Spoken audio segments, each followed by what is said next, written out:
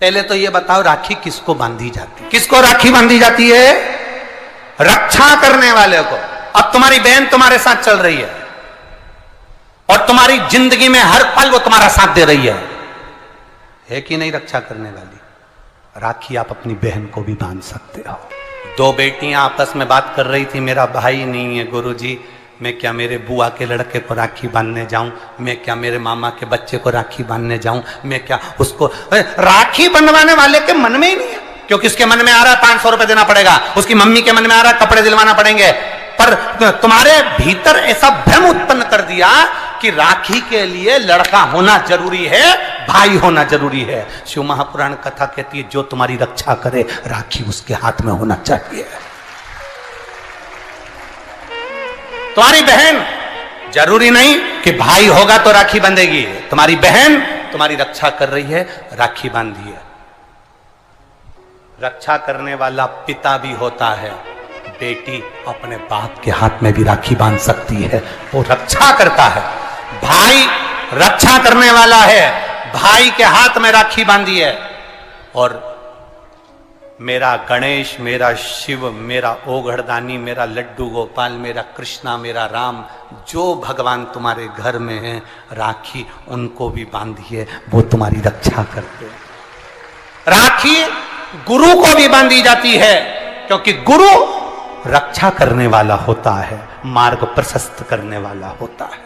राखी हमारी जिंदगी का एक सुख देने वाली, राखी हमारी, ऐसा नहीं कि केवल मनुष्य को राखी बनती है, आपके गौ माता भी अगर आपके यहाँ है तो गाय भी तो आपकी रक्षा करने वाली है, वो उसकी रक्षा भी हमें करना है और वो हमारी रक्षा करे। जिस वृक्ष को तुमने बड़ा करा, एक पेड़ को तुमने पाला बड़ा करा, उस पेड़ को तुम अपना बनाकर, अपना जानकर वृक्ष को उस लायक तुमने बना दिया कि वो दुनिया की रक्षा करेगा। उस वृक्ष को ऐसा बना दिया कि दुनिया को छाया देगा। उस वृक्ष को ऐसा बना दिया कि यह दुनिया का भरण पोषण करेगा। तो वो वृक्ष भी दुनिया की रक्षा करने वाला है। प्रकृति से प्रेम करो और पेड़ को भी राखी बांध सकते हो, रक्षा करने वाले को राखी, जो तुम्हारी रक्षा करे।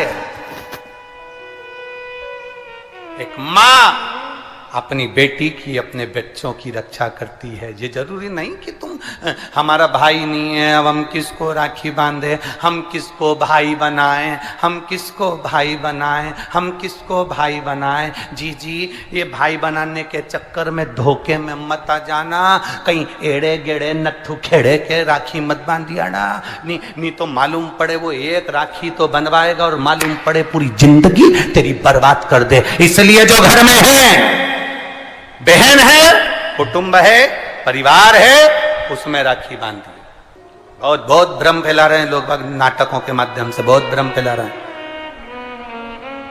कितना सुंदर व्याख्यान। तो राखी कब बांधे हैं? अब मूल प्रसंग तो छूट ही गया, कब बांधे? अब तुम बोलो। मेरा निवेदन केवल इतना है, आप बाबा का स्मरण कर कर, बाबा का नाम लेकर, वैसे तो शिव का नाम ऐसा है कि वो अजर और अमर है। मेरे बाबा का बनाई गई हर घड़ी, हर पल, हर क्षण मेरे बाबा का है। उसका नाम लेकर रात्रि के 9 बजे के बाद आप भगवान की राखी का स्मरण कर कर बांधो, कोई मना नहीं। शिव तत्व को। त्योहार कब का है? राखी का त्योहार कब लिखा है पंचांगों में, कैलेंडर में? लिखा तो मनाना, दिल से मनाओ, आनंद के साथ। अब किसी ने पूछा कि गुरुजी राखी बांधने का तो ठीक है, आपने मुहूर्त बता दिया, मम्मी गुलाब जामुन बनाई, वो कब खाए? तो निवेदन है, जब तुम्हारी मर्जी पड़े दिन भर। राखी में भद्रा है, खाने में भद्रा नहीं है।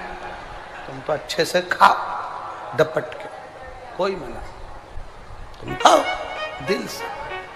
तुम्हारा दिन भर ऐसा बीतना चाहिए, ऐसा नहीं कि मुंह उतार के बैठे रहो। राखी तो पर दिन भर तुम्हारे चेहरे पर प्रसन्नता होना चाहिए और मिठाई का आनंद होना चाहिए। दिन भर तुम्हारे चेहरे पर प्रसन्नता हो कि आज रक्षाबंधन है, नहीं तो त्योहार को तुम छोटा कर दो, सुकुड़ दो, ऐसा नहीं। बड़ा हमारा दिन भर त्योहार रक्षाबंधन का, खूब एंजॉय करो, अपने जीवन को आनंदित करो। और मेरे भोलेनाथ को आप अपना भाई बनाओ, मेरे शंकर को अपना रक्षा करता बनाओ। मेरा देव अधिदेव महादेव तुम्हारे से कदम मिलाकर चले, यही भाव रखते हैं। शिव तत्व की प्राप्ति, शंकर का अनुभव करो, भगवान की भक्ति करो, शिव की आराधना। मीट ऊपर हो जाए, उसके बाद आप भगवान का भजन करते हुए खूब रक्षाबंधन का त्योहार आनंद से मनाइए। शिव की भक्ति को प्राप्त, जैसे उसमें श्रीफल, जिसमें जल हो, पानी हो, और पानी वाला फल जब हाथ में देकर रक्षा सूत्र बांधती है बहन, तो भाई का भी घर भरा रहता है और बहन का भी घर भरा रहता है।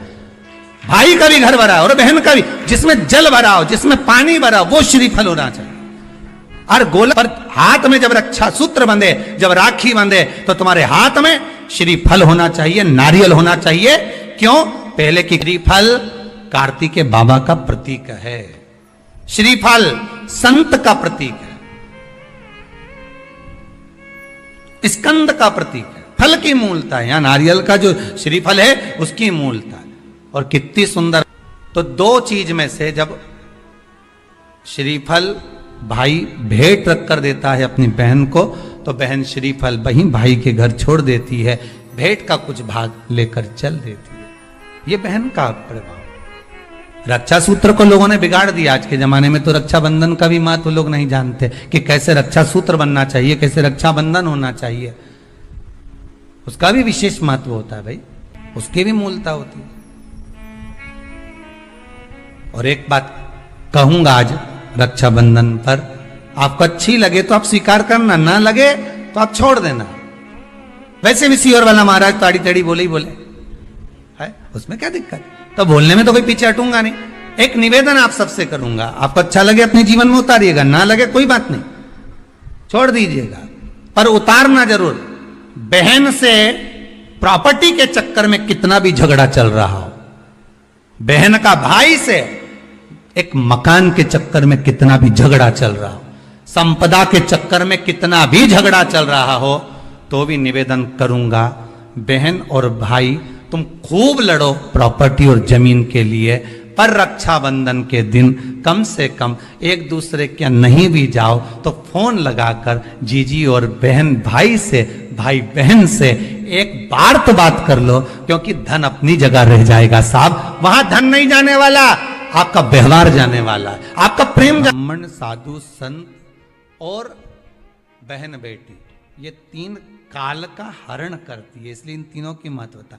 जब ये राखी जो बनती है ना, ये रक्षा सूत्र जो तुमने बांधा है, जो मोली जो बांधते हैं, कलेवा जो बांधते हैं, ये रक्षा सूत्र बहुत दिन तक जब बंधा रहता है, बंधा रहता है, बंधा रहता है, पूरा समय 8 महीने, 9 महीने, 6 महीने, 4 महीने, 3 महीने, जितना भी आप लोग बांध कर रखते हैं, जितना भी 8 दिन, 15 दिन, 20 दिन, जब तक आप बांध कर रखते हैं, उसके बाद में इसको खोलने के बाद कहां डाला जाता है?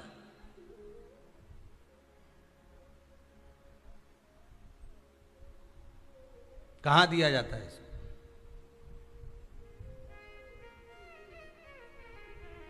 वो रक्षा सूत्र को कहां डाला जाता है? तो कहते हैं जिस स्थान पर गाय को बांधा जाता है, जिस स्थान पर गाय को बांधा जाता है, उस स्थान पर इस रक्षा सूत्र को ले जाकर एक और किसी भी खूंटे से गाय के, या गाय का जो ग्वाड़ा होता है, गाय जहां बंधती है, उस स्थान पर कोई कील लगी हो, कोई खूंटा लगा हो, उससे इस रक्षा सूत्र को खोलकर बाद में बांध दिया जाता, वहां रख दिया जाता। क्यों, किस लिए रखते हैं, क्यों जोड़ा गया इसको?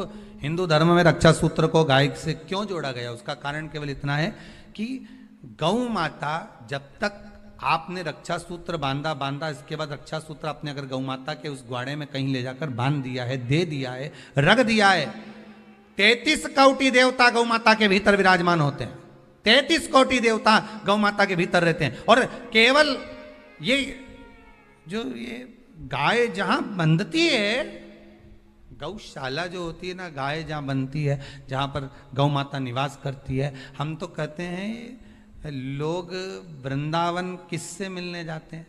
जम के बोलिए जरा। भगवान कृष्ण से, ठीक है। और भगवान कृष्ण किसको चराने जाते हैं? गौ माता। मतलब तुम कृष्ण जी के पीछे और कृष्ण जी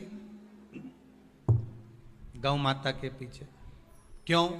तो उसका सीधा सीधा प्रसंग है कि गाय के ग्वाड़े में, गाय के उस आंगन में, गौशाला आदि में जहां गाय बनती है, उस जगह पर अगर आपने रक्षा सूत्र बाद में बांधने के बाद 8-15 दिन, महीने बाद, 2 महीने, 4 महीने, 6 महीने, 8 महीने के बाद में आपने वहां बांध दिया, रख दिया, तो जिसके हाथ में बंधा होता है उसकी रक्षा स्वयं गौ माता में विराजमान 33 कोटि देवता करते हैं। उसकी रक्षा का सूत्र फिर वो संभालते, फिर वो आपके नहीं, फिर वो संभाले। कोई बड़ा काल आ रहा है, कोई बड़ा एक्सीडेंट होने वाला है, कोई ग्रह बेकार हो गया, उसको फिर संभालेगा कौन? वही गौ माता। गाय, बेटी और संत, ब्राह्मण, साधु, सन्यासी, तपस्वी, साधक, उपासक ये संभाल लेते, ये संभाल। एक नियम ले लो, कोई भी एक साधन